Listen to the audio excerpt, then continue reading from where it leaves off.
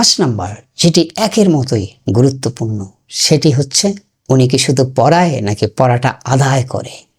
একজন ভালো শিক্ষক শুধু পড়ায় না, একজন ভালো শিক্ষক পড়াটা আদায় করে। প্রথম যে জিনিসটি খেয়াল করতে হয় সেটা হচ্ছে কেমিস্ট্রি। কেমিস্ট্রি মানে রসায়ন, আবার কেমিস্ট্রি মানে হচ্ছে বন্ধন, অর্থাৎ আপনার শিক্ষকের সাথে আপনার যে ম্যাচিংটা হয় কিনা, দ্যাটস ভেরি ইম্পর্ট্যান্ট। টিচার অনেক ভালো হতে পারে কিন্তু সেই টিচারের সাথে আমার যাচ্ছে না, ম্যাচ করছে না, কেন জানি ভালো লাগছে না, তাহলে হবে না, সেই টিচার আপনার জন্য জুৎসই হবে না। 2 নম্বরে যেটা বলতে চাই সেটি হচ্ছে যে একজন টিচার জানে ভালো, বোঝে ভালো, কিন্তু বোঝাতে পারে না, এমন টিচার আমার লাগবে না।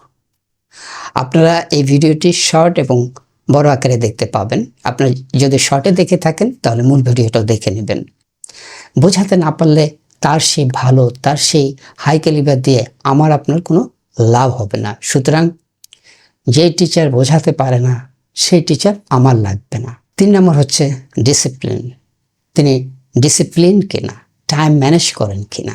এই যে টিচার যদি ঠিক সময় না আসে এবং সে যদি এলোমেলোভাবে আসে, মাঝে মধ্যে আসে মাঝে মধ্যে আসে না, এর একটা ছাপ পরোক্ষভাবে সাইকোলজিক্যালি আপনার সন্তানের মধ্যে বা আপনার মধ্যে পড়ে যাবে। আপনি তখন একটা সময় তার মতো ইনডিসিপ্লিন, তার মতো হয়ে যাবেন। 4 নম্বর হচ্ছে রেজাল্ট ওরিয়েন্টেড। সে কোনো পরিবর্তন আনতে পারছে কিনা আপনার মধ্যে। আপনি স্পোকেন ইংলিশ শিখছেন ও রিটেন ইংলিশ শিখছেন, আপনি 3 থেকে 6 মাসের মধ্যে কিছু প্রগ্রেস দেখতে পাচ্ছেন কিনা।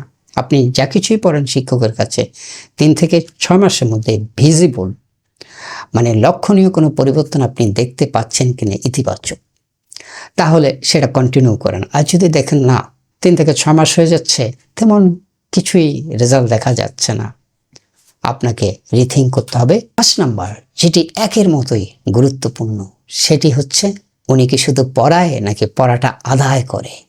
একজন ভালো শিক্ষক শুধু পড়ায় না, একজন ভালো শিক্ষক পড়াটা আদায় করে। আপনার যিনি শিক্ষক থাকবেন সে প্রতিটা সেশনের পর, প্রতিটা পড়ার পরে আপনার থেকে সেটা আদায় করে কিনা।